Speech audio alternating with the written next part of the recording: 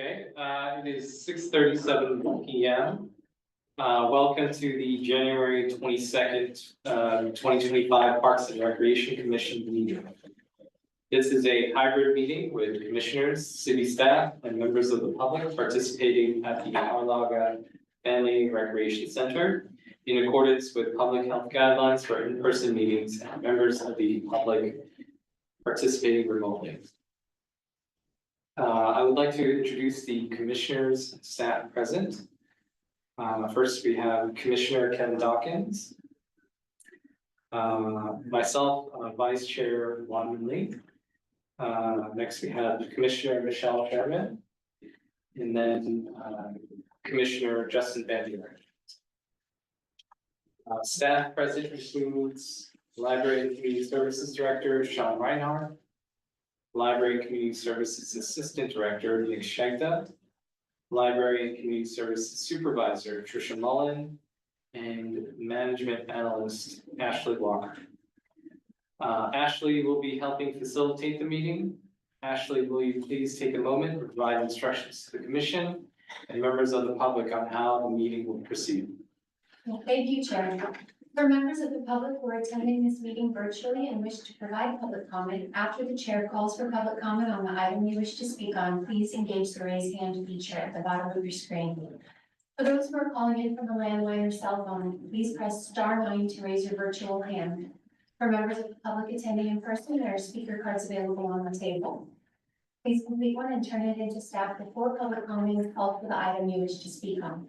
If there are a large number of public commenters, the time limit may be adjusted by the chair in order to allow everyone a chance to comment. When your turn for public comment has arrived, staff will unmute you. And with that, I'll return the meeting to the chairman. Thank you. Under public comment, the public may address the Commission on any subject not listed on the agenda. Each speaker may address the Commission once under public comment for a limit of 3 minutes. Please clearly state your name and address or political jurisdiction in which you live. The Commission cannot act on items not listed on the agenda. Therefore, the Commission cannot respond to non-agenda issues brought up under public comment other than to provide general information. Ashley, do we have any public comments? At this time, if you'd like to make a public comment on any item not on the agenda, please notify the staff liaison by using the raise hand feature at the bottom of your Zoom screen. If you're dialing in, you can use *9 to engage the raise hand feature. And we do have one in-person comment, Mr. John McKenna. You may address the Commission. Great. Good evening, Vice Chair, Commissioners. Nice to meet you all. My name is John McKenna, and I currently serve as the Vice Chair of the Environmental Quality Commission. Speaking tonight as an individual. At last week's EQC meeting, EQC Commissioner Headley and I, along with Susan Hinton of the Sierra Club Loma Prieta chapter, made a presentation to the EQC about the impact of plastics on our city's stormwater system. The EQC made recommendations regarding single-use plastics and artificial plastic grass. I asked you all to watch Susan Hinton's well-researched presentation on artificial turf fields. In her presentation, she illuminated the growing concerns around the use of artificial turf instead of natural grass for our athletic playing fields. These concerns include the following. Plastics are a fossil fuel-derived product and have significant negative environmental impacts, as well as emitting greenhouse gases during their production, which contributes to global warming. Artificial turf production uses many toxic chemicals, including PFAS. Artificial turf degrades and introduces micro and nanoplastics into our stormwater system. Artificial turf fields create heat islands. Temperatures on artificial turf in comparison to natural grass are much higher and can create unsafe playing conditions on hot days. The likelihood of injuries is higher on artificial turf versus natural grass. In general, artificial turf is not recycled and typically ends up in landfill after its 8 to 10 year useful life. And on a life cycle cost basis, natural grass has been shown to be more cost effective. Artificial turf has been shown to be more cost effective than natural grass. I'm sorry. On a life cycle cost basis, natural grass has been shown to be more cost effective than artificial turf. Thank you. For these reasons and many more, I asked the commission, Parks and Recs Commission, to join EQC in recommending that artificial turf no longer be installed in the city of Menlo Park. And in sort of on a more urgent basis, Kelly Park is set to be reinstalled with artificial turf. We're hoping that the city will pause on that effort in light of the information that the EQC presented last week. And just take another look at that situation, if it's not too late. So thank you for your dedicated service and for listening to my comment. Thank you. And there's no other public comment at this time.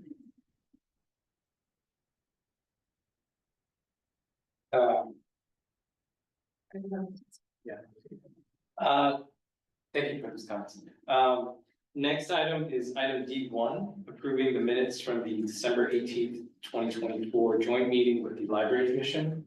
Ashley, do we have any public comment on this item? At this time, if you'd like to make a public comment on this item, please bring the comment card forward. If you're on Zoom, please notify the staff liaison by using the raise hand feature at the bottom of your Zoom screen. If you're dialing in, you can use *9 to engage the raise hand function. There's no public comment. I would like a motion to approve the next one. Okay.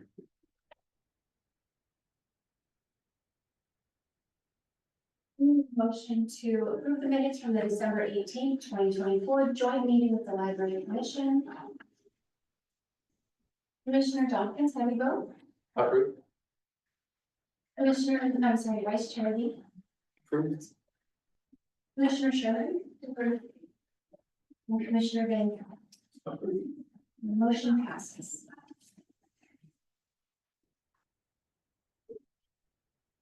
Okay, moving on to item D2, the preliminary aquatics annual report. Staff will make a presentation to begin the session. Ashley, sorry, please go. Okay, great. Thanks, everyone. Good evening. Sean Reinhardt, Library and Community Services Director. Joining me with this presentation is Tim Schieber, the CEO of Menlo Swimming Sport, who operates the pool. We know there was a lot of information in the report. I think the agenda packet was a couple hundred pages long. So we'll spend a little time in the presentation to just orient you to the highlights of that report. So again, it's like a two-part presentation, so bear with us. We do have a number of slides. We'll try to keep it moving along. And I think because of the number of slides, if like a question kind of arises as we go, probably best to just go ahead and raise hand and deal with them as we go, rather than try to hold it to the end, if that works for everybody. So next slide, please. Tonight, from the city's perspective, and I think Mr. Schieber also has some additional questions as well. But as an overview, some of the feedback we're hoping to receive from the PRC tonight. Any clarifying questions you might have about the information that's in the preliminary report? If you have any requests for additional data or clarifications to the data, comments about the data, what the attendance, the user fees, the first several months of operations at Bellhaven Pool, comments about the financial overview, and I know Tim is going to go into that in some more detail in his part of the report, and then just any other feedback or recommendations you may have. Next slide, please.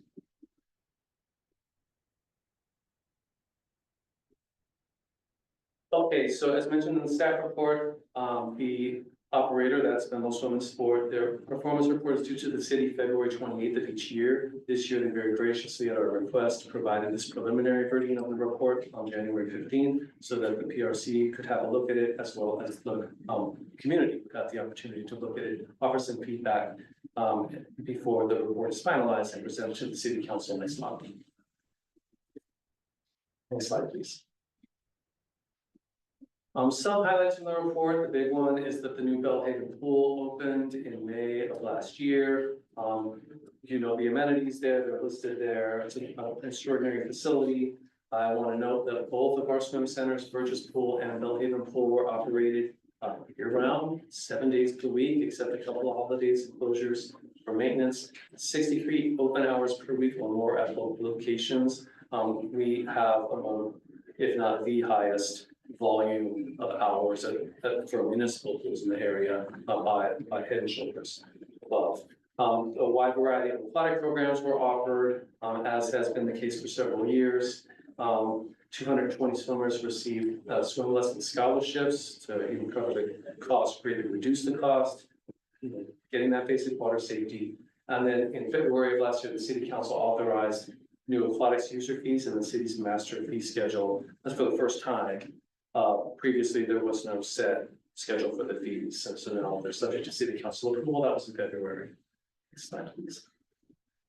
Gonna dive into this a little bit more, I think, later in the report. The top line here is that the Burgess pool had a 10% increase in visits year over year, which is great.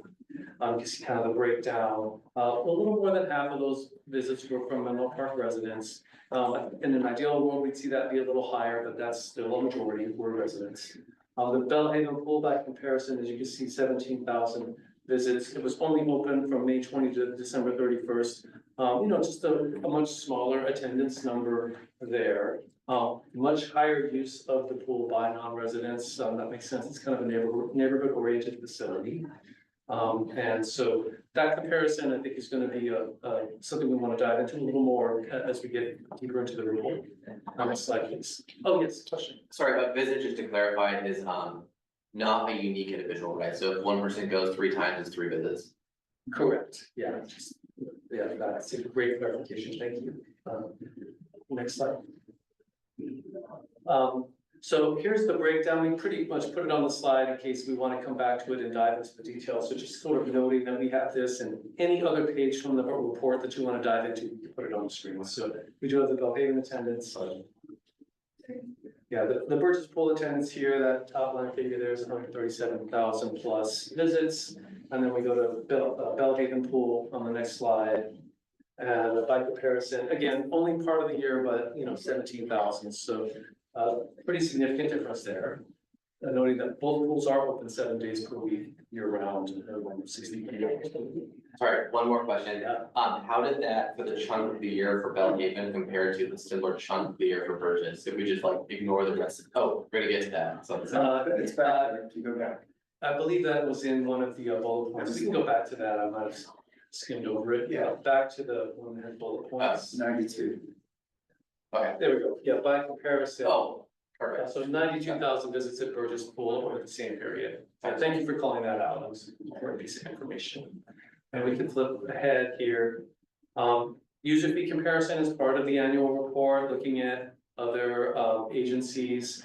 Tim can dive into this a little bit more. It's a little hard to make an apples to apples comparison because Menlo Park's pools offer monthly memberships. It's a pretty good discount for folks who are frequent users of the pool. So their actual per visit, what they're paying is somewhat lower. But we're just going about what's listed in the fee schedule. And Menlo Park is just a little bit above the median, not the most expensive, not the least expensive, a little higher than median. That breakdown of there.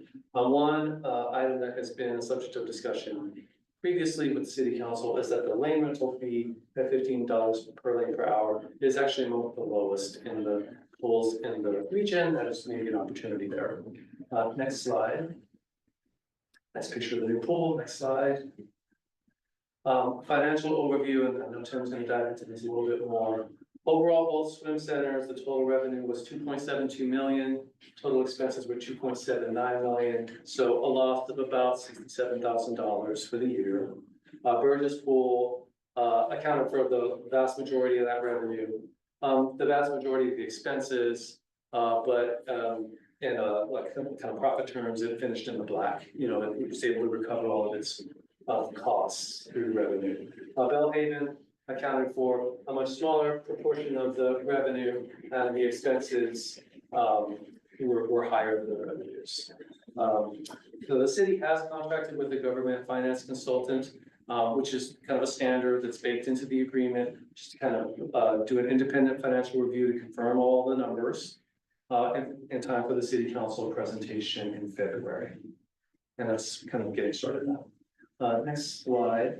So from the city's perspective, just so that the commission knows what the next procedural steps are, The city staff and the pool operator will review all the feedback and suggestions that you have to offer, help to inform the finalization of the annual report from that, and then present that final report to city council, along with requesting direction for the aquatics operation. And I do think the financial overview is a significant portion of that, and that is tentatively in February. And then I think with that, I'm gonna turn over the presentation to Mr. Sheeper. If you could just go to the next slide. Yep, and so. Thank you.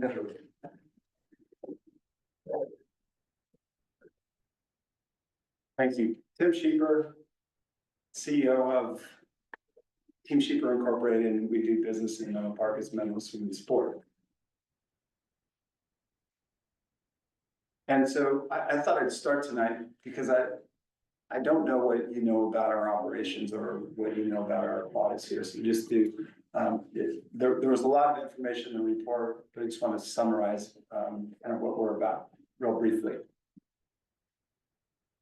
So we've been in Menlo Park 18 years, and that just distills down to we've opened the doors 6,000, more than 6,000 times, and that's equivalent to 88,000 hours.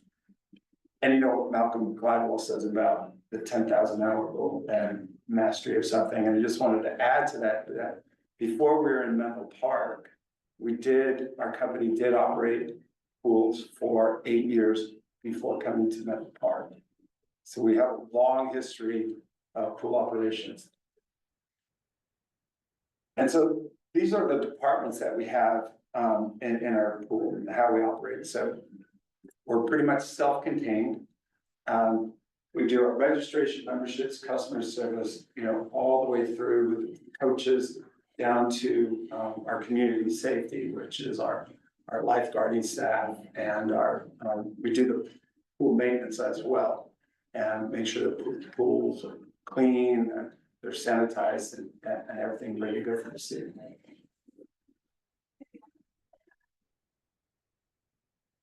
Just to give you an idea of the scope of our staff and the amount of people that's necessary to operate 2 facilities in the city. So year round, we carry 120 staff members. They're not all full-time, but we have part-time and full-time. And that the year-round staff numbers baked into the summer staff, so we grow. We add about 100 staff members because we need more lifeguards to cover all the open swim and more people coming to the pool. And we have a lot more swim lessons, and we have summer camps, et cetera, et cetera. So we need to really gear up through the spring, and that's when we carry about 225. And just to give you an idea of how the business operates, a majority of our revenue is summer based, right? That's when there's people are coming to the pool to cool down, people are coming to the pool to learn how to swim, and just to recreate with families and so on. And so those 10 weeks, it's not even a full 12 weeks, it's those 9, it's the school. Summer has kind of decreased now, so it's gone from what it used to be 12 weeks, and it's now shrunk down to around 9 weeks. And that's where the majority of our revenue is coming. So the summer helps us get through the remainder of the year. And just, I guess just to toot our horn a little bit, so you kind of know what, you know, we're proud of, other than just opening the doors. But we offer a year-round swim school, and it doesn't sound like much if I just put it up there, but it's something that a municipality doesn't normally do. It's usually summer based. We've made the decision early on just to go year round so that we can keep a quality program going and we can keep quality staff rather than just have temporary turnover. And then we're really proud of the scholarship program that we have. You saw the numbers in Sean's slides. And pretty much the funding from that is internal. It happens from the people coming to our pool and the program users at our pool and here at Burgess. And there's a national lifeguards shortage. But you can see the numbers of people that we carry.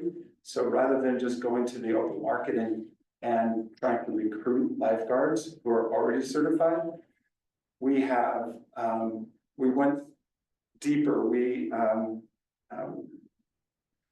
To become a lifeguard, you need to be trained by a lifeguard instructor. And to become a lifeguard instructor, you need to be trained, and so you need a lifeguard instructor trainer.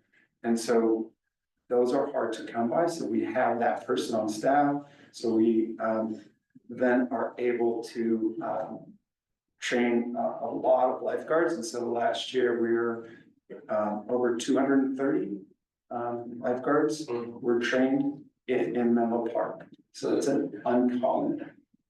Our safety record, therapy down to all of our programming. Another thing is our triathlon race that we put on. You all know about that. So that was a big contributor to the scholarship fund this year.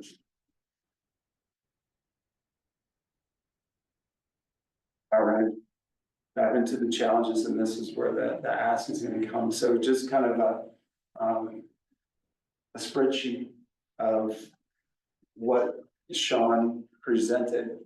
And so it gives you the Burgess pool and the revenue expenses and the profit and then the margin. And so that we as a company over our 20 years or 18 years here, I've always shot for around a 3%. And we've hit it about half of the years. We've really rarely gone over, so it was a good stellar year for us here at Burgess. And then we have Belhaven. We knew it was a challenge. We ran Belhaven in 2011 up until its closure. So we were familiar with the community of the pool and the amount of demand from the public. And you could see the losses there and the margin. So when we do the addition of both pools, and we call that one Menlo Park, that's where our losses are. And for last year, around $65,000. And Belhaven, we noted on there that it was just open 6.5 months. May 20th was the opening day. What was Belhaven like in 2011 compared to this? What was it like as far as the facility? Or profit loss? So in 2011, so the first couple of years, we ran at a loss, but a small loss. And we had, that's the origination of the scholarships and that whole program started when we went over to Belhaven, started operating that in 2011. So we found that we needed to do something to supplement the lesson programs. We opened a lot less hours per day. Our first year opening in 2011, we opened bright and early in the morning. We closed late at night, just like at Burgess, because we thought the old saying, if you build it or you open it, they will come. And we did a lot of marketing, and the demand wasn't as great as it was at Burgess. When we opened Burgess, we opened the doors in 2006, people came. And so we thought if we opened the doors at Bell, it would come, and it didn't happen. So we had to readjust and kind of right size the staff and the open periods.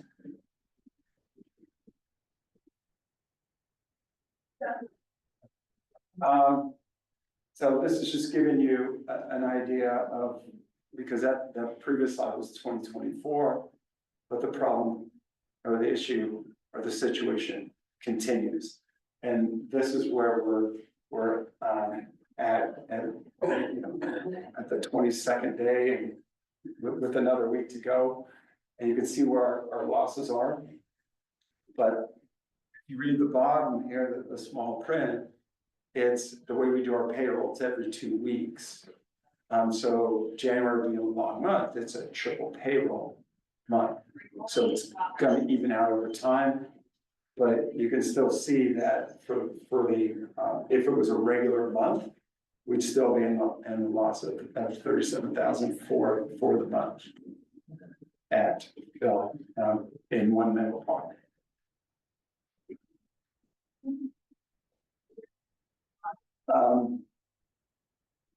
So we've been, like I said at the beginning, you know, we've been doing this a long time.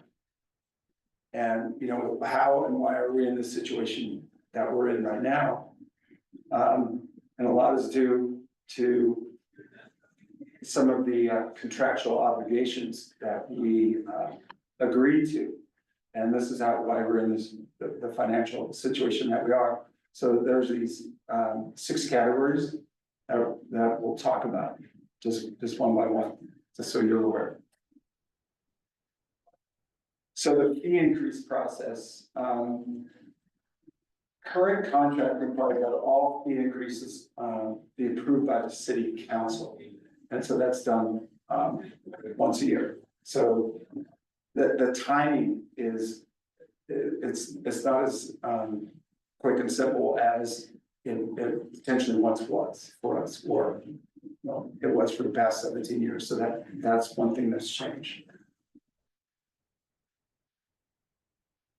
The second thing is resident and non-resident pricing. So resident and non-resident pricing is being driven to a 35% differential to match what's been a part of the city fee foundation for a long period of time. And the pool, the aquatics, didn't align with that for the first 17 years. And so this really restricts our ability to request much in the way of fee increases, since the differential, it needs to be 35. So if we increase the resident rates by a little bit, it's gonna really press the non-resident rate and price us out of the market in a lot of our programs. And you can see that at Burgess, where a majority of the users are coming, that's half of the business, that's half, it's 50%. So. Hours of operation. So in the agreement, it's, we're required to open at least 63 hours per week at both locations. So we have Burgess, where we schedule staff, it's 100 hours a week. So I think we're open 92, 93 hours depending on the year. And then it's, you know, half an hour to open, half an hour to close at least. So we're, you know, we're scheduling 100 hours. And so that's easy to fill. So 63 hours right now at Belhaven, we're just not getting the users to use the pool. They're just not there. But our staff has to remain at a static level for safety reasons. We have to have 2 to 3 lifeguards. We have to have a manager to manage lifeguards, front desk, and so on. So it's more of a fixed cost. You can't just. I think Sean, you use this. It's not like a sub where you can put one person there to make the sound just and take the money. We just can't do that, right? For safety reasons. And another thing that's unique to us about Menlo Park, and we have run and operated and partnered with many other cities. We're currently with another city. We've done other facilities, but when we arrive and we operate a pool, it's usually the pool owner who takes care of the pool maintenance, taking care of the water chemistry and so on. And that's not something that, is done in Menlo Park, and so we have our own certified pool operator, and that's to that, that's that additional cost for us. And programming approval, so new to this agreement now is all the programming additions to program or changes in program must be approved by the city of Menlo Park to be there. So it takes a little more time, a little more process for us to make some changes. And then there's a revenue share. Revenue shares it started in 24. And 1% for residents and 1.5 on non-residents percents. And with the growth expected for this coming year, as we start to grow back to where we were pre-pandemic, we still are not there yet. That upwards of 45K, depending on how it's mixed when we were in the last position. So, and the question to the commission is, so how does the commission propose to keep Menlo School Sport as an amplified partner as we move forward, knowing the situation that we're in?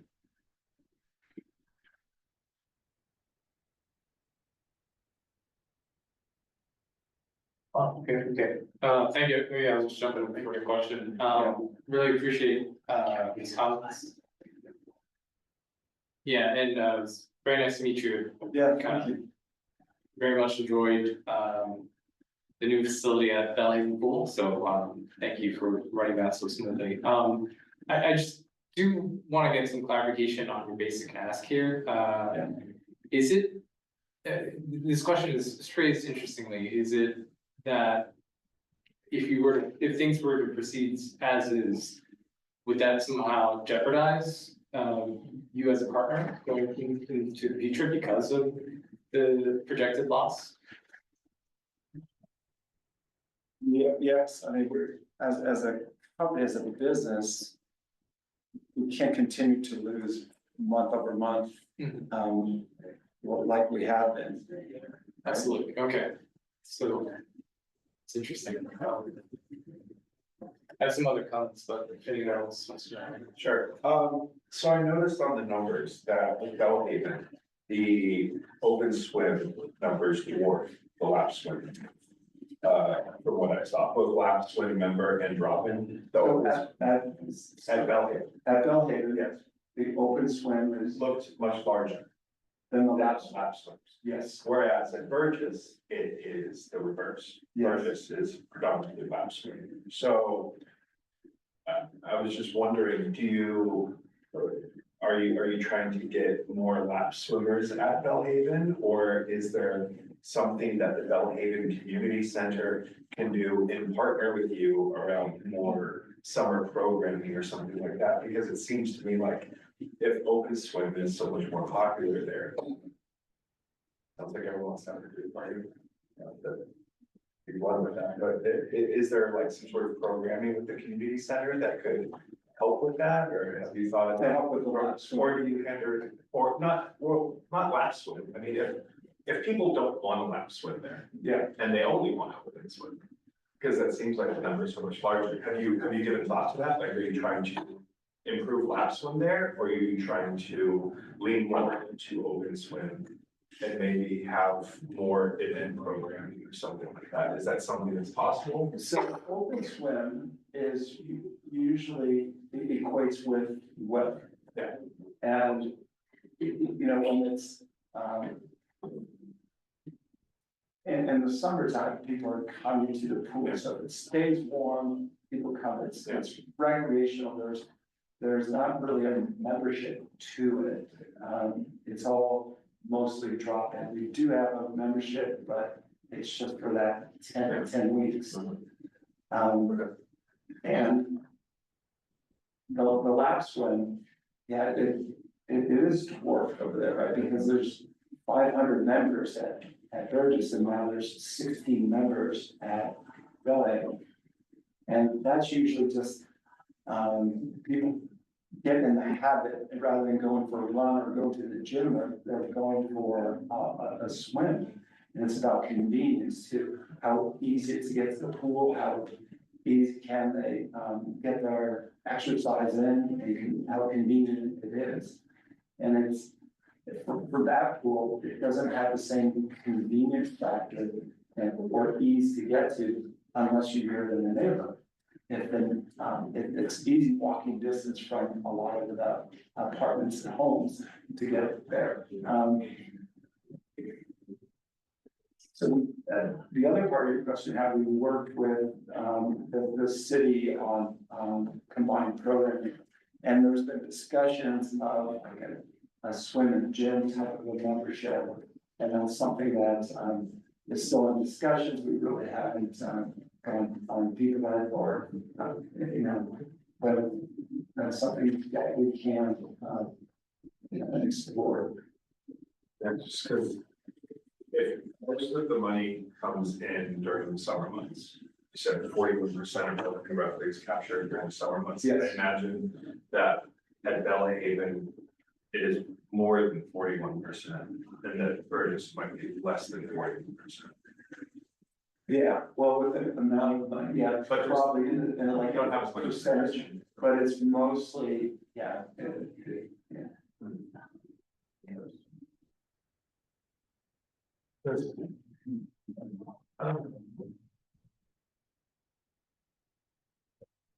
do have a question. It's number one, so you show the January numbers, but January is probably the worst month, right? Usually you rebound as the weather gets better. Yeah, Okay. but we have historical numbers of what our Januaries are like. Oh, it's trending worse. Well, I guess Bellhaven's sort of dragging it down. Exactly. Yeah. So we're about the same, year over year, January, for Burgess. But, at Bellhaven, it's just, you know, we have the same staff as we do in the spring with the summer almost. In summer, of course, we staff up a little bit more. But then the demand is not there, so the pool is going unused, but we're still open. Got it. And then my second question, okay, so this is probably marching towards a rate increase ask. Is there an analysis done on like what that would do to membership? I'm sure you probably thought about that. Of course, yeah, so I think there's many different levers. And rate increase is just one of the levers, right? And we're in a position now where we don't control the levers, so it's you know, the city of Menlo Park and the commissions and councils and staff. So now I have to reach out to ask for the help of like, I don't need levers, I need some, you know, turning the knob, so how can we make this happen? We created, the city staff and council created an agreement prior to the pool being open. Right, the agreement, we signed it 6-8 months before the pool was open. So there was hopes that there would be a high usage, and there is a good usage, and it's slightly more than when it was in the previous iteration of Bellhaven. But it just doesn't. We're just not able to get over the staff right now. Yeah, one thing I've definitely observed, I guess, Martin, there was a holiday recently, I think it was MLK Day, and the actual facility for Bellhaven campus was closed, but the pool was open, which was interesting, and the pool was also empty, actually, that day. I think there was one person maybe using the lab pool, so there does seem to be a misalignment in staff to usage, and it's unfortunate, I think, that your hands are tied in that respect. Yeah, I don't know. I guess one thing I'm personally missing is some historical context on why these requirements were put into the contract in the first place. Was it because of, you know, what were the reasons essentially, I guess? Turn that over to city. Yeah, thank you. Great question. So in the, let's see, in the preparations for the new facility, I'm now going back a couple, 3 years. One of the questions was around how the pool will be operated, as well as how the rest of the facility be operated. And at that time, the city council wanted to explore, do due diligence and do a request for proposals for a pool operation. There were a number of, I think, Tim kind of rightly put it, a lot of hopes for the new facility and all the things that it would do, and it has delivered on so many of those. And one was that, that the pool would see a level of usage that is higher than it actually has turned out, at least in the first 8 months. So did the RFP process, and a number of the elements that were in the RFP, the request for proposals, asked the proposers to kind of address those things as far as prioritizing residents, making sure the fees are reasonable, operating the pools year round, 7 days per week. A lot of these things were also informed by the aquatics user surveys, where people kind of rated those elements, and the community members, rated those elements, very high on their priority list. That the pools open year round, 7 days a week. Also that the two pools are operated primarily in a similar fashion, similar number of hours, to be more or less equivalent.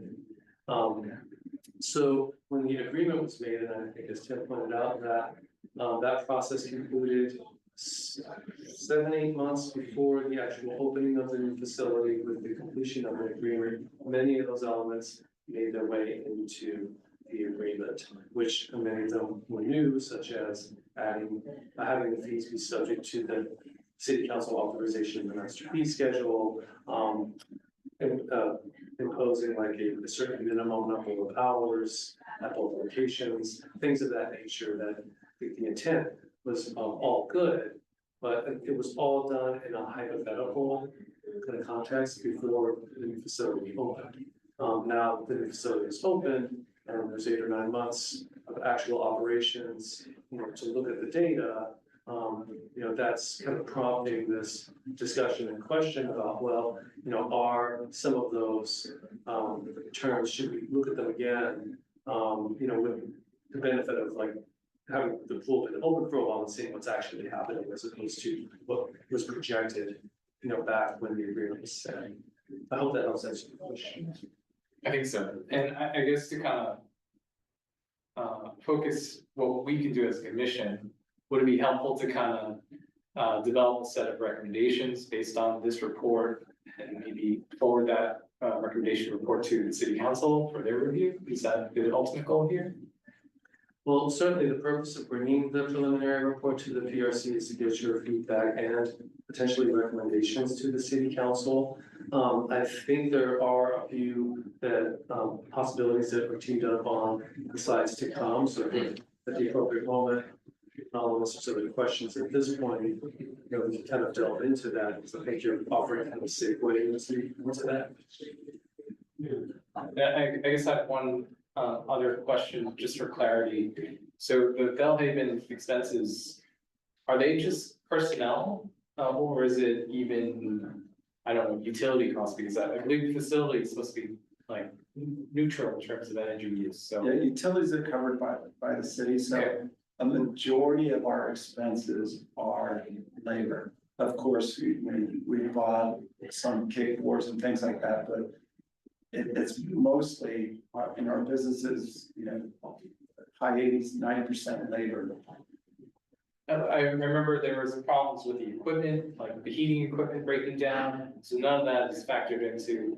No. Okay. No, that's city responsibility. To that point, though, I think I will just note that if a case could be made that there were probably some indirect impacts of the facility having a few mechanical issues right in the beginning, which I think probably inhibited some first time visitors, and that first impression, does matter when checking out a new business in the facility. So it's hard to quantify that But, from my perspective, there was a contributing factor there that doesn't kind of impact from a revenue perspective. It's just hard to measure what that might be. And I'm sorry, I'm sure this is in the report, but I just don't remember, what is the biggest revenue generator then for either facility?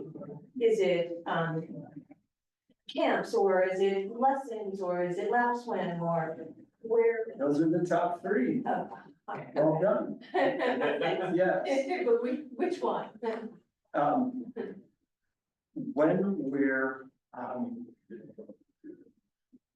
When we're fully functional and we're coming out of the pandemic, right? We've had much better years prior to than we are now, but, it's the swim school. So swim instruction is the number one, revenue generating, program. Because of the volume and numbers that we serve, and it's a year-round operation. And the second would be, summer camps. And then, lap swims, because then we have, 500, members. And members is just people who want a monthly to come use the pool. So those are the top three in that order. If follow up, if you don't mind, so of those first two, if I'm hearing you, those are mostly generated toward the younger demographics then? And then hasn't been much outreach to like the schools and youth programs in the area, just to try to generate interest and more from a safety perspective, reasons why, parents would want to, engage in service. The demand is still there. Yeah. And I don't think we're meeting the demand currently. And there's many factors. One is instructors, staffing. So normally we would have more instructors and more full-time instructors, and full-time for us in the aquatics where they get in the water, so it's 28 hours a week. So prior to the pandemic, we had a lot more full-time instructors, so we had perpetual lessons, people just come on a monthly basis. Now we've moved to session based, so 12 weeks, and it's mostly after school because we're using mostly individuals who are going to high school or college as our instructors. So they're more on a part-time basis. And another thing is swim schools. There's private swim schools out there, so our rates for a municipal pool are in the high 20s to 30, so it's like 29 to 32, depending on resident, non-resident, right? And so that's a great value price point.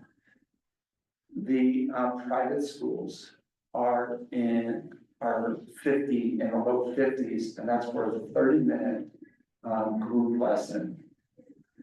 And so they're quite a bit more, and so they're paying staff a lot more, so they can attract more full-time staff.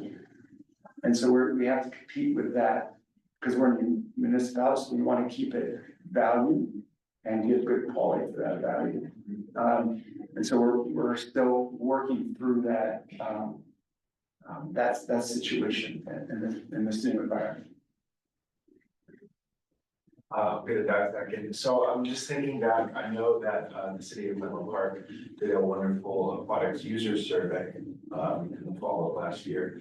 And I think if we remember back to that, one of the most popular comments for the Belhaven pool that people mentioned was cost, actually.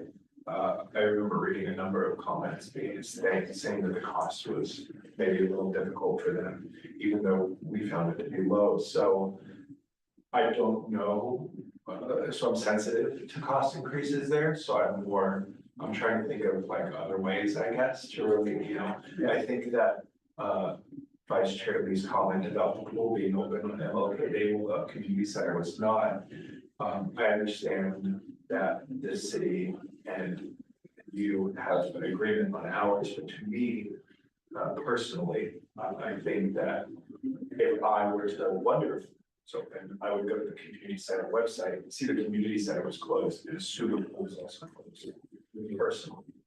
So I think that alignment between the community center and the pool to me makes some sense there. If we're looking at ways, I think that, alignment as far as programming, and marketing makes sense.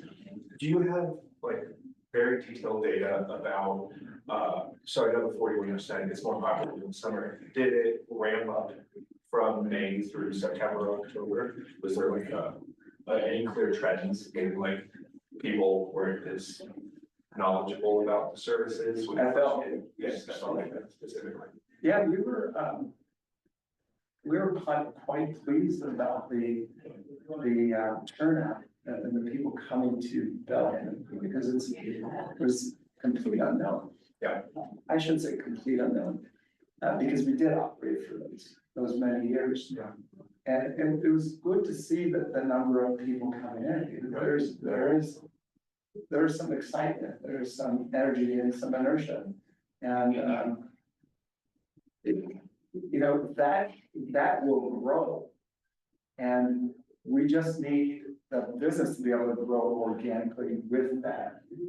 Rather than to have these, you know, these grand open hours and let people come when they want. So as the community grows in their aquatics, wants and desires and travels to the pool, then of course, we're gonna open up because we want to serve them, right? It just, then it works, it's give, take, push, pull. So during both the warmer months and then now more specifically this colder months, do you have any hourly data? Like, are there certain days of the week where certain hours go by and nobody comes? Yes. And are they bookends on either end? I imagine people go swimming before, maybe, or in the morning. I don't know, because that divergence is very popular. I know. It is very popular. I don't know, so. So we're in the situation of like, okay, we have to open pretty much 9 hours a day. Yes. Right? And then, okay, what are the best 9 hours to open? And we know, from the data, it is just that the best hours of prime time hours at any pool are after school hours. So it's like from 3:30 to 6, you go to any pool that's open, that's where you get the most usage. So we have to then put that into the 9 hours. So then you kind of have to back it down. And then we open at 10 o'clock and close at 7. And there's our 9 hours. And then that leaves off the bottom, that leaves off the before work where there would be, demand from the neighborhood, could be, right? But then we'd have to have a split staff schedule, right? So, both, or schedule 3 or 4 hours in the morning and schedule 3 or 4 hours at night. And then you're looking at temporary workers, right? So I have managers with a full-time at this career, so they need 8 hours. Right? Yeah, so that's the situation we're in.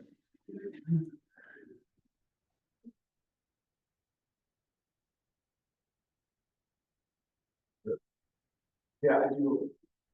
The hourly thing with the community center is very surprising to me. I think that, a gym and swim or something like that would be cool, I think, I've known public pools before that have done like parties, like Friday night, teens night or whatever, like once a month or something. Yeah.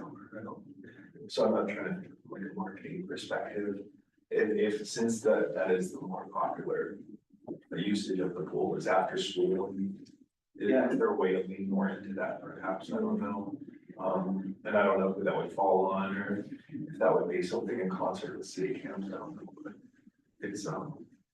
But it's, I think from that survey, I got a lot of comments about the pricing. So, it's something that stuck with me. I don't know. But Yeah, I think like, I mean, for pricing, like you said, is just one lever, right? There's other levers that can be kind of fine tuned to kind of help the situation, and there's so many. Just to only a few, but I guess I'm just. I think it's unfortunate how rigid some of these rules are, and. And just allowing flexibility on certain things, maybe, maybe pricing is the sacred cow for the city. And that's something we shouldn't really bend on, but things like, opening on holidays, especially during the winter, maybe, you could fine tune your hours there and make some savings there, so. I think it's definitely, a lot of these suggestions make sense, and, I'd personally be in favor of kind of looking at each one by one and having maybe a discussion about it. I agree. But yeah, it definitely seems like it's a problem, but at the same time, I do expect Bellhaven attendance to ramp up as each year passes, like you said, kind of developing. I mean, you have new swimmers that are joining. I have a 3-year-old. I fully intend for him to be signed up for annual members or like monthly memberships to be using Blackboard every day. So I imagine a lot of other families in the community are feeling the same. So it's, the facility itself is just brand new. So Yeah.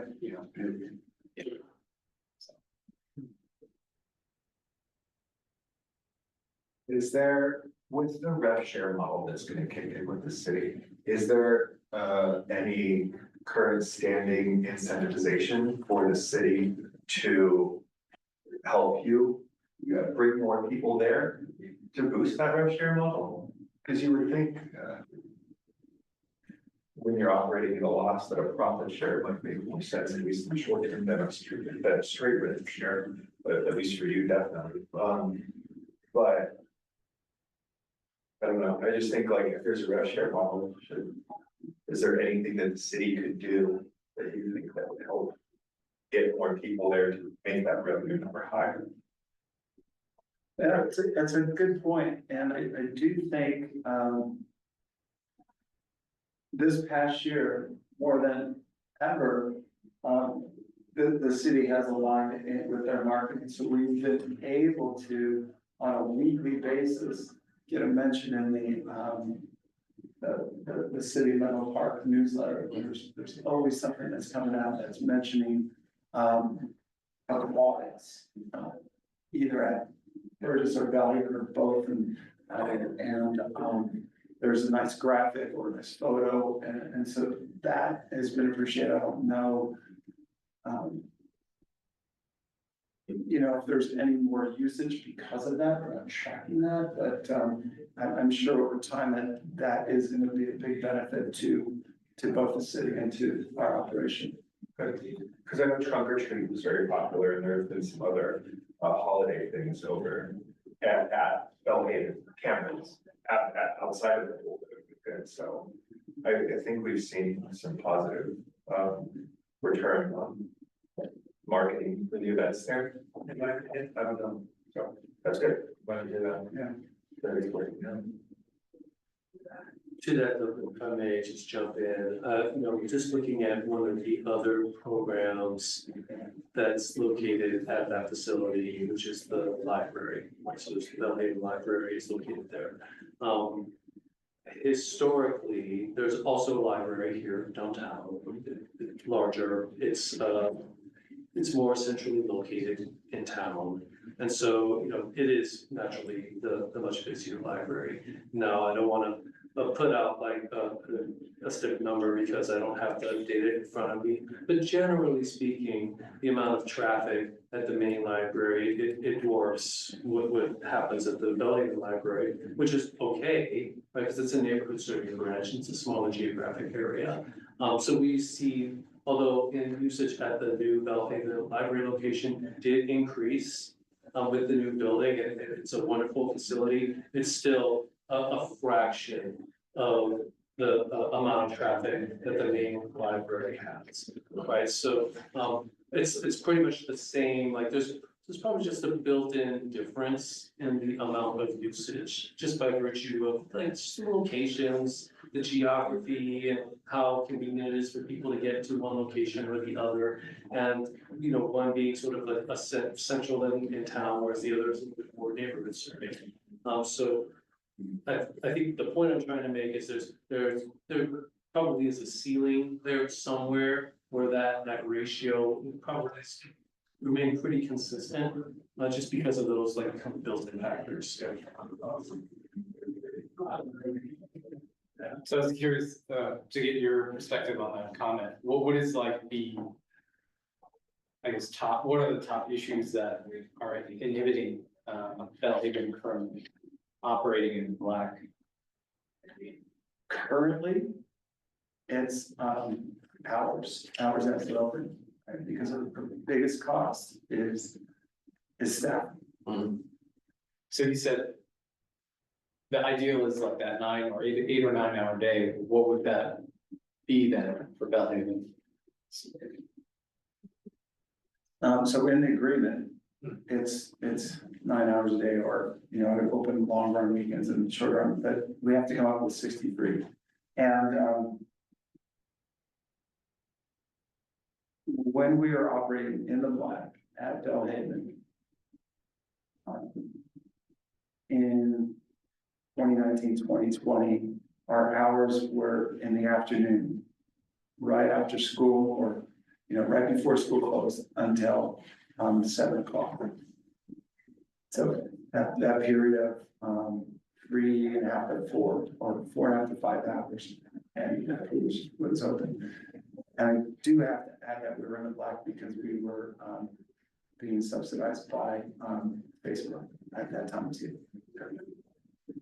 So the revenue from community usage has never been able to recover staffing in Bellhaven. Okay, just to get some clarity, so you would truncate Monday through Friday to half days, maybe, and then weekends would remain as full days, is that right? Roughly, yeah. Roughly, yes. Okay. Yes. Is that possible for your staff? The decrease it? Yeah. Because Yes. doing the morning and afternoon would work, but just the afternoon would be feasible. Yeah. It's easier to shrink than to grow. Does anyone still have like regular contact with people on Facebook? So Facebook used to stuff, just that I just know that up. But was there ever any demand there for adult lessons or a Meta membership for people who work there or anything like that? Yeah, it was a different situation, so, I was fortunate enough to initiate the connection to Facebook way back in the time, and so we had for 5 years, we had a monthly meeting with them, and so they were promoting internally, and we were getting staff members out to the pool, and so there was some usage, and it was more continual, but it wasn't large. But they saw that it was a benefit to the community, it was a benefit to their employees, and so therefore the subsidy. Pardon my ignorance, why did that end? I can jump in on that. So Facebook up to 2019, I think the contribution toward the Bellhaven pool operations was $60,000 per year. I think that had been increased from 30,000 from a few years prior. The reason it stopped is Facebook, now Meta, really reorganized how they do like charitable giving and donations, and they actually pulled back in many areas there, and instead focused on some other bigger marquee charitable projects, with the Bellhaven Community Campus being one of the most obvious and largest one. So they basically wasn't specific to this program. They kind of ceased doing that type of subsidization for a number of programs in this community and also in East Palo Alto. And to clarify that and to build on what you said, so when we first, set up the agreement with them, we, wanted to open, from early in the morning from 6 until 8 p.m. to kind of match what was happening at Burgess. And so the first year was, they came in for $180,000. And so they went full for that subsidy, but then after that, at the end of the year, we saw the usage, once they saw the usage, then they decided it would be a good time, because we weren't serving a lot of people, then they just, contracted to, that after school hours. And then became 60. I guess my one concern there is, I know seniors use that pool. I've just run into them in the pool, and the truncation of those hours might adversely affect them. But, again, like, I think it makes sense to provide some levers to you to kind of, you know, make more sense going forward.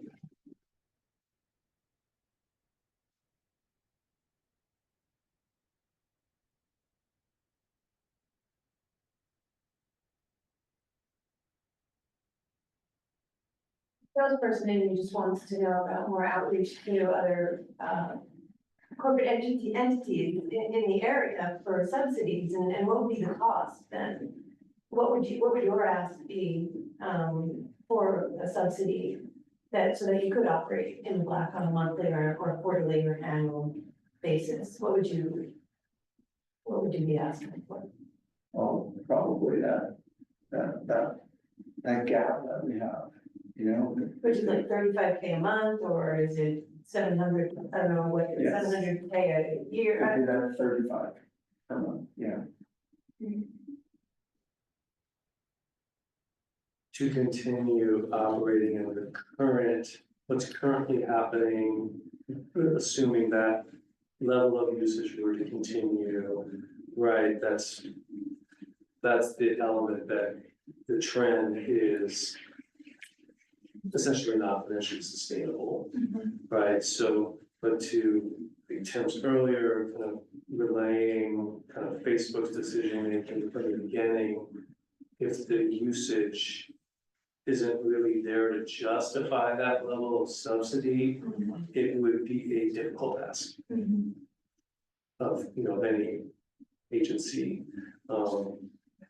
You know, that probably, you know, I don't want to get too far into speculating what could happen in a discussion like that, if one ever were to happen. That I would anticipate that being a major topic, like, well, what would this money be doing? And if it's to operate a pool at hours where there's no visitors, 3 visitors, I can imagine it would be a tough sell. One other thing I recently saw in the news, I think Alto Swim Club, they were at the facility a week ago, I think, or a couple weeks ago. I was wondering if, like, entities like that, do you have some sort of like rental policy to have their club use the facility for X amount of hours and somehow generate revenue that way? So, when we opened the facility, it was our initiative to, really serve the real, the neighborhood public for that facility. And so, as time went on, we needed to just put people in the pool, so we got the, approval from the city to rent to other, clubs. And so, yeah, we now have, Alto Swim Club is a, renter of the pool. Bellhaven Swim Team, they're a very small team. They want to start small, and it's just a wonderful program. I don't know if you know about it, but they follow the same model as East Palo Alto, tutoring and tennis, so they, and for like, the swimmers pay $10 a month and they get to swim, they get to swim 4 days a week and then they do a day of tutoring. Hmm.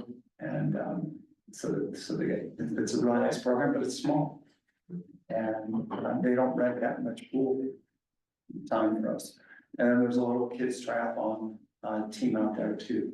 So there's 3 youth programs that are renting the pool in the afternoon. Just, and all 3 are just unique and wonderful programs. And it's this great benefit for the community. That's still just, that's still just, you know, growing.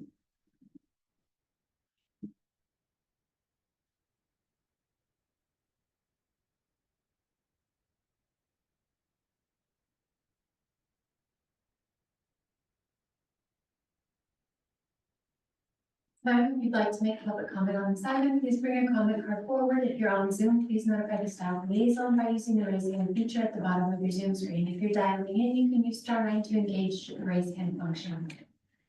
There are no public comments. Do we have any additional questions or?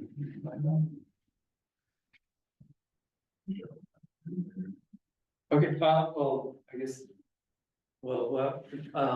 Before we move on from this item, there's been a lot of really good discussion about what's the current situation with the aquatics program. And we spent a fair amount of time discussing the Bellhaven pool and the kind of current usage there, current costs there, some of the constraints, I think, in the agreement that make it not as simple as it was previously to move some of those levers that we've discussed to kind of like adapt and align to the kind of the reality, what's actually happening as far as usage, because it's a little bit different than I think what expectations may have been at the time that the agreement was set. I want to be clear, eyes were open at that point in time that we could find ourselves in this situation because it was an unknown, right? Before the pool opened, and now that it's open, we have great data that's kind of telling us a few things that we wanted to have this conversation with the PRC. So we are preparing to take a final version of this report to the city council next month, February, and to give them the same kind of lay of the land and ask for some direction from them. And so if the PRC at this point in the conversation feels like there are some areas based on your discussion that you would like us to relay to the city council, even potentially, a formal recommendation, and I would offer that now would be a good opportunity to do that because this is the opportunity to do that before the city council takes on the issue. And I don't know if there's more visual aid to think might help with that conversation. Yeah. Next slide. So, offered up some potential remedies. And just short list to get things started. So hours of the operation, we talked about fee increases, the one which has been mentioned, rental rate increases and then the rev share. So next slide, please. So hours of operation, allow flexibility of hours, specifically at Bellhaven Pool during mid-August to end of May. As an example, 2:30 to 7, Monday through Friday, 9 to 3 on Saturday, Sunday. This would save approximately $80,000 per year. So we would like flexibility to make changes as programs grow, so it's not static. And as attendance grows, so the hours can be changed to mold to the needs of the community. Are you asking for changes of, this is just specifically for Bellhaven, or are you hoping? Yes. You're happy with purchase? Yes. Okay. Yeah, this is just. And for the fee increases, so fee increases in the range of 5 to 7.5%. With a lower differential between the resident and the non-resident. Keeping this at 15% instead of going to that 35%, which moves half of the users out of the market rate. So this could generate between 75 and 80K more in revenue. An amendment to provide less restrictions on fee increases when needed to help with our flexibility running the operation. And then rental rate increases, and rental rate is what we call when we rent the pool to teams that are coming in, like you mentioned, Alto, or the other teams that we have in the pool, like Casa and Solo. So currently, and this is in the annual report too, that in the market research of what other pools are renting for per lane per hour. That's how pools are usually rented. And by changing that rate to the yellow is where we are, and you can see the other pools above it and all the other. We're currently at 15. So we've been held at that level by council for years. It used to be a lot lower, so we've been under market rate for many years. And the other pools in the area are renting their pools for much more. You remember the last time that you did have a rate increase was? Last year, we went from 14 to 15. Okay. Why don't the ones below Menlo Park have an asterisk next to them? Because those are. Let's see which ones. Looks like high schools. Yeah, let's see. And Yeah, what's what's that? the- High school? So they only rent, they don't. So if you have a high school or like you have a big pool, they're not gonna rent you per lane. They'll rent you the whole pool I see. because it's just like, there's nobody there. You've got to bring in your own coaches and your own safety. Yeah, And they're not gonna just say, oh, we have 18 lanes here, but you only want 6, so you go, no, they're gonna rent you the whole thing. And so that's the way the high school works, or the unified school district work, just rent per hour for the pool.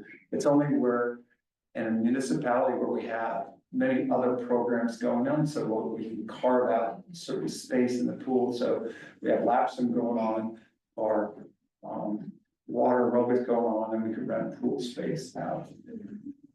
Because we always have safety staff all the way around, and that's, you know, the safety is built into that $15 per hour. yeah. So Menlo Park is on the lower end of not schools. Yes. Yeah, Yeah. And then the revenue share, forgiveness of the revenue share for a period of time, as during our growth period at Bellhaven, and that could save 30 to 45K. So I'm not clear on what the revenue share means, though. I want to make sure folks understand that piece. Yeah, so in the agreement, the operator, Menlo Swimming Sport, is obligated to provide a share of the revenue to the city. And that is the percentages that were covered earlier in the report. I think it's 1% of revenue from resident usage and 1.5% from non-resident revenue usage, or a minimum. If those, a minimum, I think, of 20,000, if I'm not mistaken, 25,000. So, for giving the revenue share, we'll basically say, you know, don't pay that to the city, whether it's the minimum or whether the actual revenues, you know, are above the minimum. It would be just one less costs that the operator will pay because when they make that payment to the city. The city gets a minimum. Under the current agreement, yes, then we did actually suspend it for the first year of operations, the minimum would be in light of that, it's a new facility, but it does still exist in the agreement. That's But what it's suspended right now. Pardon? It's suspended right now, so it's the first year of operations. So the first year of operations, yeah, we waive revenue share. But we are going up on a year of operations in 9 months. Would the fee rate increase that you proposed of 5 to 7.5%, would that be like $1 on some fees and then no increases on other fees? How did you anticipate that? Because I think, if people are paying $9 or something for drop-in, and the next time they come, you ask them for a quarter also, it's gonna be more difficult. Yeah, it would be for some programs and not for others. Like we've found in our camps, so in the market research, through time that we're in a range that we don't want to increase another 5%, because we just made some increases in the market. We're real steady in the markets. We don't want to price ourselves out of the market because it's such an important program to the entire operation. And so it would be, us knowing where there's some movement on some programs and where we have to hold on other programs. Yeah, and going from 9 to 9.25 does not make sense, so, it just gotta be done, but, for things where we feel we're underpriced, yeah, we would bring it up maybe like swim lessons or whatever. Because we're in the habit of, raising prices, in the 2 to 3% range year over year, so it's kind of with the cost of living, and it just goes up. And so we really never had drastic increases.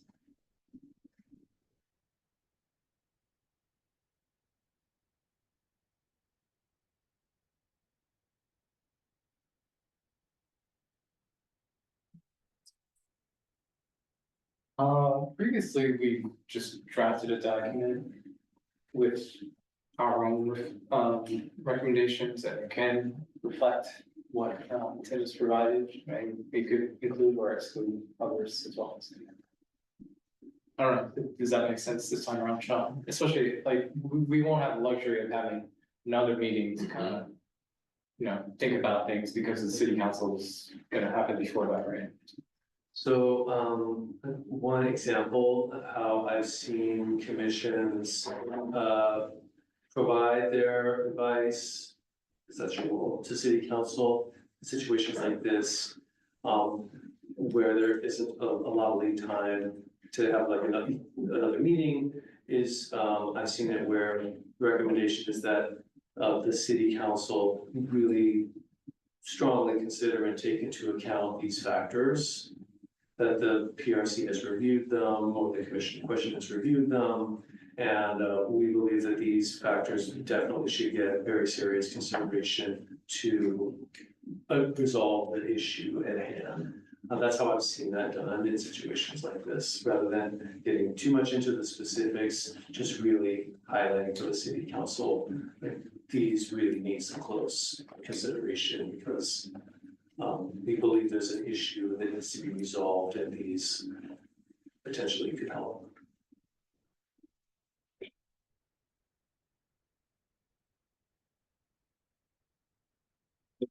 You present to the city council with the final report and everything.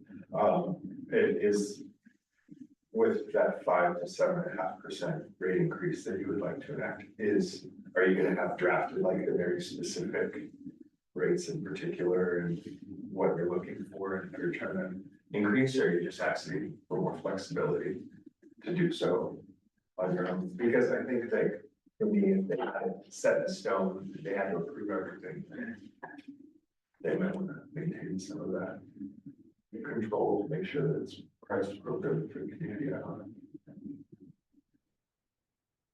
Yeah, So I haven't really thought through how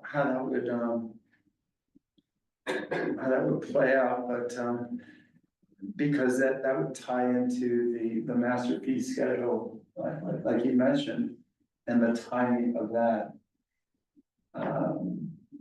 And I think the master fee schedule goes before council twice per year. Well, let me jump in there. The city council can update the fee schedule at any point in time. Generally speaking, the time of year that they do it, absent some compelling need to do it some other time of year is typically in April. But they have adjusted the fees throughout the year. So it's not a hard and fast rule. This is a situation, just sort of Bill-Clinton's response, when the recommendations go to council, they are usually, well, they're always in great detail. Here's the specific rate increases that are proposed, here's the justification for that, here's the impacts for that, and that would be on a feed by feed basis. I guess then, just to move forward, would it make sense for us to kind of address at each point? And maybe just do roll call vote on each, whether we're in favor of that bullet point. And then just move on to the next, because I think ultimately our goal is to provide guidance to the city council, as Sean said. And anything we can do to kind of help inform them, I think that's where we'll be doing our job. So maybe we could start with point one, Ashley. I go first. I said I go first.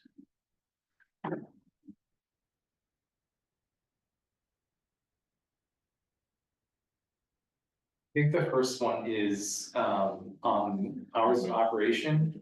I guess I personally would like to make an addendum or a suggestion for an addendum to this, at least from the commission's perspective.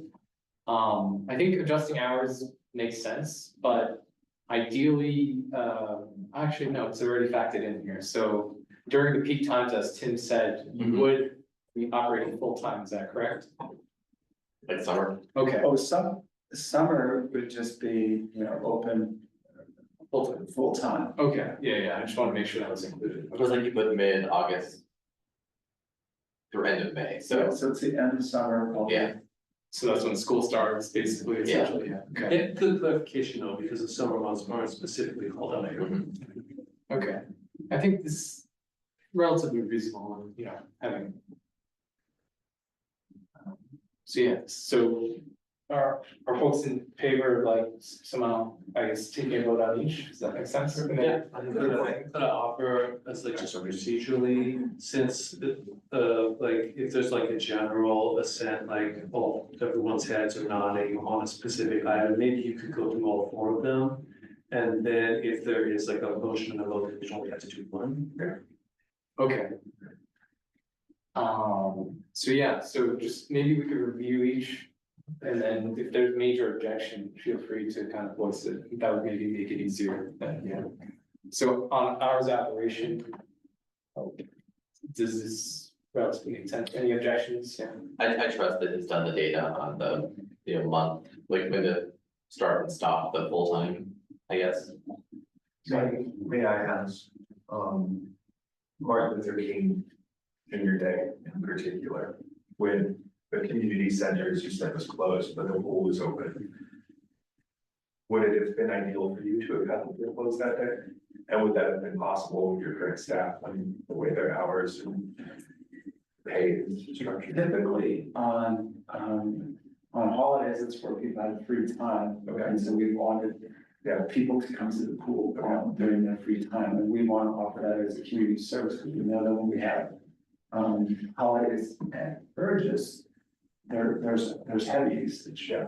And we want to have both pools equal in that respect. I wasn't sure if that holiday was a good or a bad thing, but I understand warmer month holidays. Yeah, for sure. Outstanding. I understand. Yeah, it might have been the reverse, maybe the community center should have been open in alignment with the pool. But that's a Yeah. side And I'm sorry, this would also simply give you the power to have said flexibility, whereas now you don't, if I'm understanding correctly. Right. Okay. So you would be able to mold this or tweak it going forward as needs arise or as holidays occur and you decide that the right choice is to be open. Right now, you don't make those decisions. The power is not with you, if I'm hearing correctly. Correct, you're correct. Yeah, just be crystal clear on that, because there is a required minimum number of hours, and it must be 7 days per week. That's where the flexibility is not there. As far as like which hours, subject to discussing with the staff and, approval by the staff, but it's not as hard as fast. So I think a lot of this really boils down to that minimum number. It's just the usage does not seem to be there yet. And so this would be, if this were ultimately adopted by council, it would be some kind of exception or amendment to the agreement to, kind of release that particular requirement. I think that's how it would take actual form. Okay, and we can move on to point 2.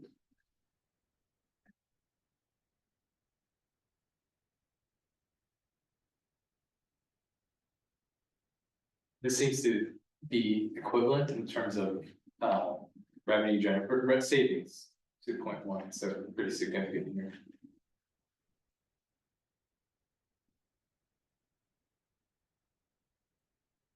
Objections? Is library and community services staff, is there a viewpoint on any of these topics? Well, that's certainly like a professional opinion. I think I've sort of made it clear just in the comments about the hours, so we'll have to circle back to that. On the fee increases, I'll just note that it is, I believe, very beneficial to the city organization and to the community of Menlo Park. This particular public-private partnership, it does seem to have been very beneficial in many ways. Certainly, no service is perfect, no partnership is perfect, but on the whole, it's been a very beneficial arrangement for many years. And a good working relationship, but it's a public-private partnership, so, there's cost. The city also bears costs for the services we run, so we're also always looking at our cost recovery. And so, one of the levers that is very important is related to the fees, striking a balance between what the fees, what is the market, what's gonna keep people coming and not drag them away. From staff's perspective, because we also charge fees for our recreation programs.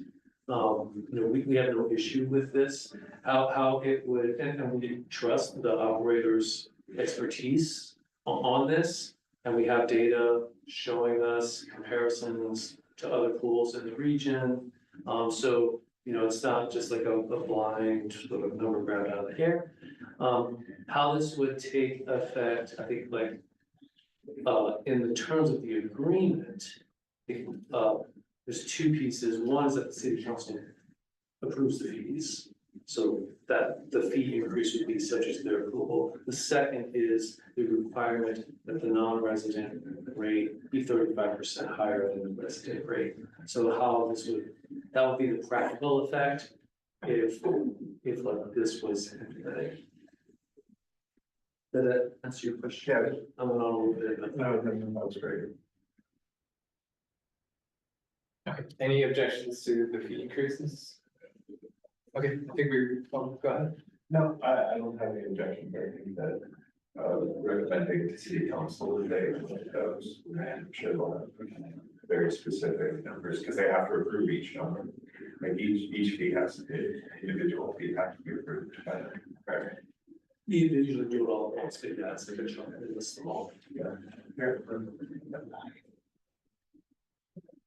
Okay, and now on rental rate increases, any further comments? Or- I take no objection on this either. Now, point 4. So Is the ask for this one too, because you already have the first year, so is he asked to add more time to that? Is there like a time box? Maybe, I think that makes sense. like, could we add like, recommend like one more year, because we were already forgiving for a year, right? Could we suggest like maybe, or not, what do you? I think at least 6 months with another year to make sense because we only have one data point. Right, I think that when we get the reports from library and community services, we have our year-over-year reports and we can see how much our library usage has increased, and we can see how many more people have gone to the lighting of the tree in Fremont Park. And those increases, and we don't know what those look like during the summer months at Belhaven Pool yet. You know, I mean, this summer could be a lot busier. It could not be busier at all. Next winter, something, because the summer is busier, more people could start memberships and they could keep swimming during the winter. We don't know that. So I think for me, having more data on that before the membership model goes in makes total sense. So, just to kind of sum up both comments, maybe the commission's recommendation could be suspension for 1 year, but have some caveat in there. Like adding a year even? Yeah, so 2025. But the caveat would be if somehow Belhaven is, or the operations are in black, the rev share would still be applied, so. So basically, the proposal would be to forgive the rev share for 2025, but in the event that 2025 is super successful and they're in the black, it would still apply. I think something like that. I don't know. Yeah, you guys think about it. Sure. Because it would expire with 1 year, that would be. Revenue shares do like, annually. Yeah. Right, so it makes sense to think of it in your increments. I think what I'm hearing is, again, if it's in the context of an overall recommendation to city council to give very serious, strong consideration to one or more of these bullet points in Ricky Roy last one, to phrase it as, you know, really look at suspending your revenue share for a defined period of time. And maybe that's a year, maybe that's more, but not eliminated, I think is what I'm hearing. I think it would suggest, right, yeah. Yeah, but for this upcoming year, and then it would be just re-examined again.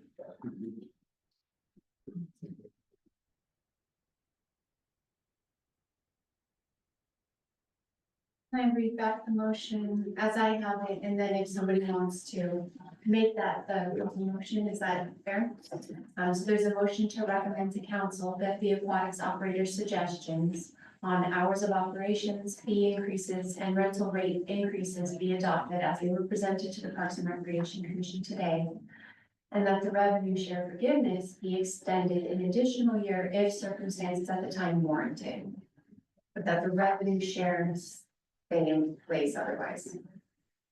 I think that makes sense, yeah. Yeah, Would anyone like to make that motion? I would move to vote Okay. by acclamation. By acclamation, the motion passes, I suppose. Okay. Do you want to vote? I think I would want to go ahead and just Acclamation's I so move late. to vote. Yeah. also because there are a few commissioners not present. Okay. Yeah. It's a roll call vote then. So then Buren made a motion, second, yeah.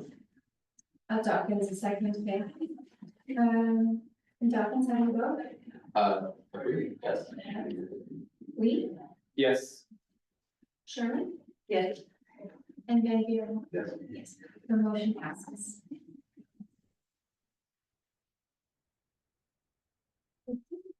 Thank you. So we will include that recommendation with the final report along with all the other great feedback. I'm sure just like taking real excellent questions and feedback and suggestions. Thank you so much.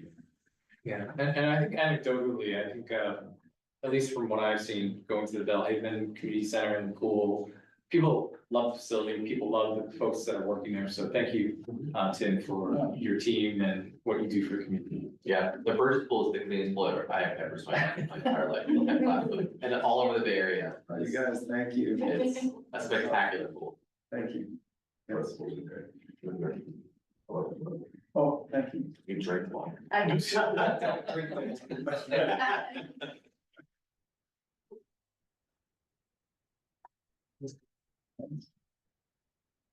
Thank you. Yeah, thank you.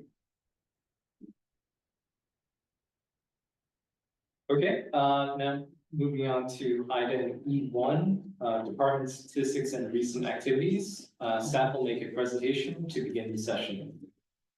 Thank you, Vice Chair. So just to kind of look at our statistics and activities culminating the year of 2024, we just want to have the commission review and provide feedback.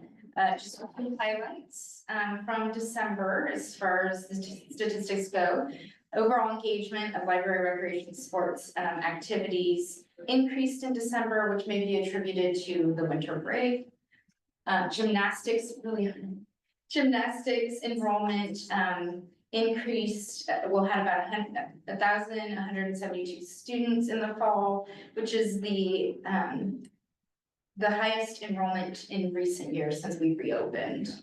Dropping basketball visits here at the Arriaga Family Gymnasium increased from year to year from 373 visits in 2023 to 847 visits in 2024. New recreation user accounts is increased, and we had about 543 new user accounts in December.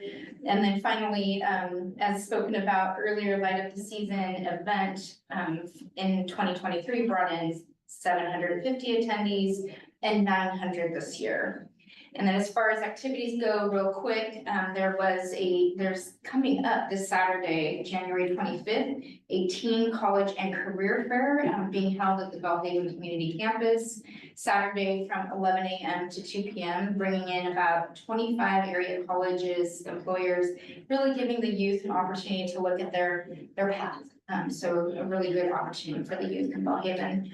A roof replacement at Belhaven Child Development Center starting January 21st and lasting for about 5 weeks, including some solar panels and everything else is in your report.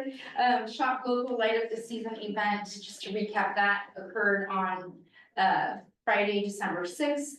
It welcomed, like I said, about 900 friends and family. It brought in some hot chocolate, free hot chocolate and cider, some photos, some activities on the stage. And ultimately, you know, in addition to lighting the big oak tree, 19 trees were lit up around the sidewalk, and I was able to be there to be a participant, and I just thought it was amazing. I don't know if the commission had any feedback on that. Great opportunity to shop local, and the local businesses were open for shopping that night. And then, you know, the big Douglas fir will kind of take a break, and which was struck by lightning 15 years ago. So more information in your packet. And then New Year's Eve event recap on December 31st, held at the Menlo Park Library. New Year's Eve was held to kind of bring together and do an end of the year countdown at noon, and about 300 people participated. It included puppet art and a balloon artist, and everybody walked away with some ice cream. So that's kind of the activities for December 2024, what's going on, so. Yeah, New Year's Eve was bonkers. I don't know if you guys were there. If you staff the way it's written up, I'm like, I don't know if I can like read this. So I was just anecdotally, I was on vacation and walked by and saw like people sort of streaming in. So who knew that like New Year's Eve would be that popular? Apparently our programming specialist did, and like they nailed it. So we'll probably be doing that one again. Is there an estimate on how long of a reprieve the Douglas fir will Not familiar. enjoy. I don't know, I mean, we'll probably talk to the city arborist about that, but because it was on their recommendation that we didn't like the big Douglas fir. It's been in some declining health, but some of the other larger trees in the city have. Some of it is probably the lightning strike, some of it could just be, it's getting to end of life. I mean, we'll find out. We had to cut down a large redwood tree in Fremont Park a few years back. That was probably like 10 years ago. I don't know if you remember about that. And so that, you know, they take that stuff pretty seriously. Being a tree city is very important to our city and the city's image. So the city arborist takes that stuff pretty seriously. We can ask, I'll ask, and I can either email it out or we can report out at another meeting. It was just curiosity. Good question. Yeah, it's a good tree, so its health definitely comes first. Yeah. Gotta bring me back someday. Ashley, do we have any public comment on this item? At this time, if you'd like to make a public comment, please bring your comment card forward. If you're on Zoom, please notify the staff liaison by using the raise hand feature at the bottom of your Zoom screen. If you're dialing in, you can use *9 to engage the raise hand function. And there are no public comments. Thank you. With that, public comment is closed. And I guess we could reopen the item for commission discussion. Any comments? If not, moving on to item E2, the tentative agenda calendar. Staff will make a presentation to begin the session. Please share the calendar. We're just gonna pull up the calendar and take a look. We have all of the months for 2025 kind of on the calendar now, so that's great.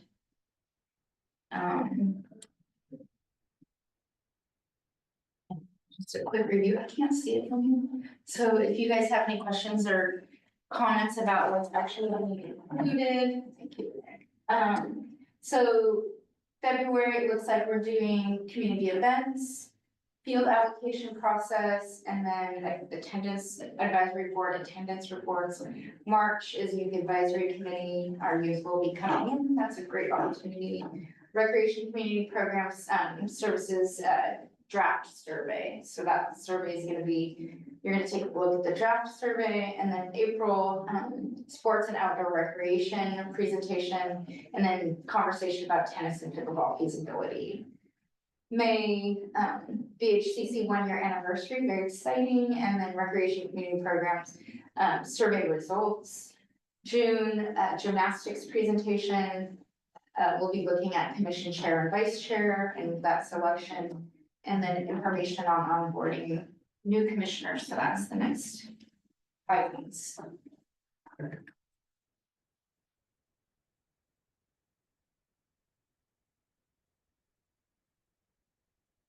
just had a general question. I don't know if it even falls under Parks and Recreation purview, but I guess is the random thought I had, given the fires that were happening in Southern California, and whether, you know, if there's a similar event here, God forbid that, you know, that actually happens here, but would that be something that we would be concerned about or bring attention to in some way? I think only to the extent that Parks and Rec facilities might be used as Red Cross shelters and things like that. It would not be a problem to have our emergency, so what is Brandon's title? Emergency Services Coordinator, Brandon Bond. He's actually responding to the fires in LA right now. To have him come in and do a presentation on city emergency preparedness.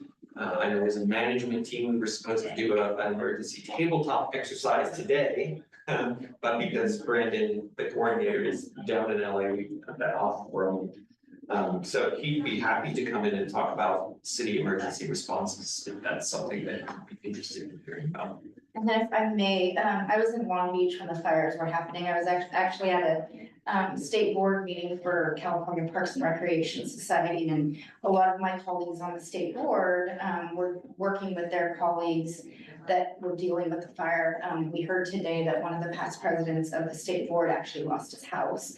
So, with that, you know, in addition to the care and shelter aspect of, what, recreation does, I think just the care aspect and the response and the support of our community and the resilience really that it brings people together.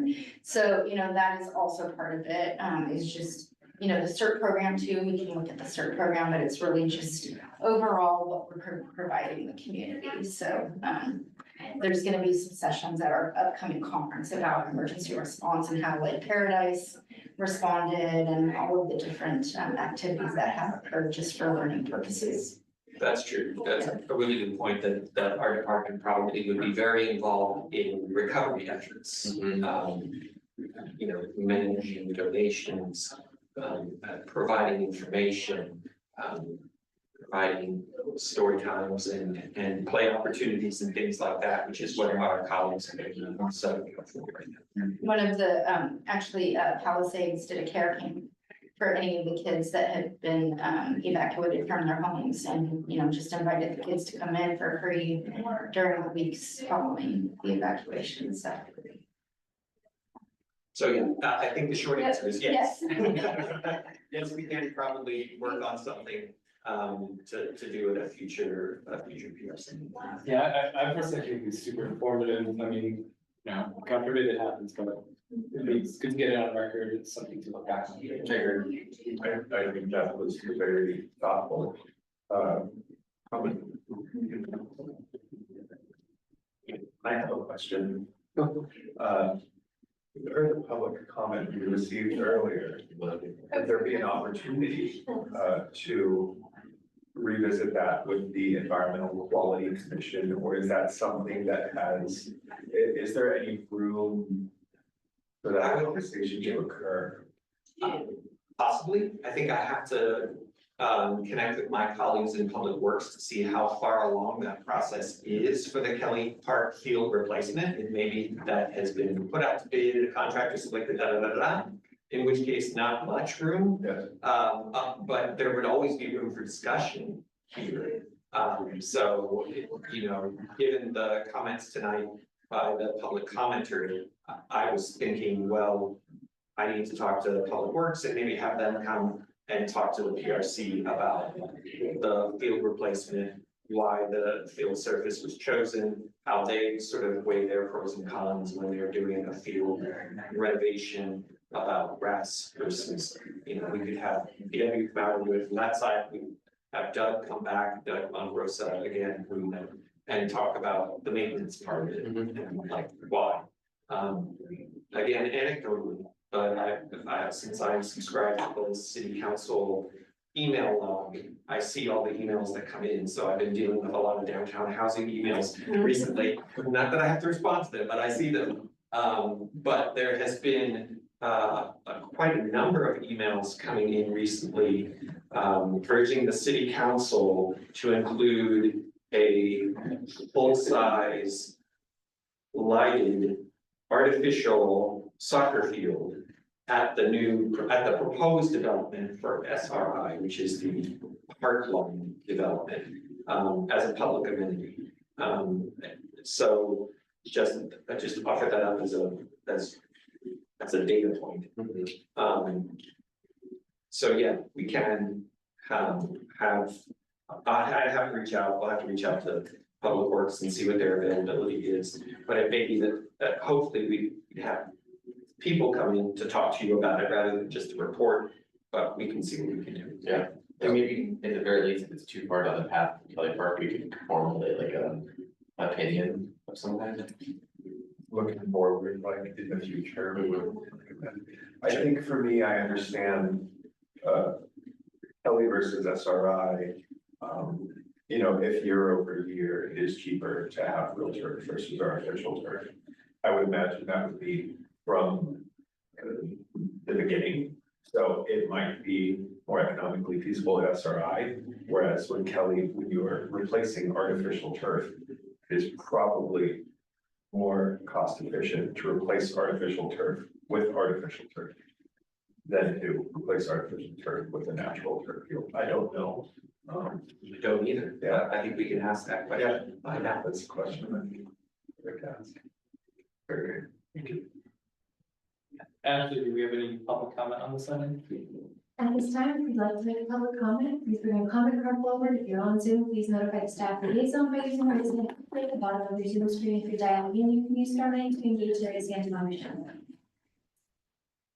No public comment. Actually, it's going fast because there's nobody in the. There's no. reason. There's nobody. I know. Just to let you guys know. We are looking to see if there are online Zoom participants. We just have to take public. Gotcha. And now, moving on to, item F1, individual commissioner reports. Do any commissioners have a report today? Thought about it, and then I saw what was on the agenda, and I decided not to go. So no.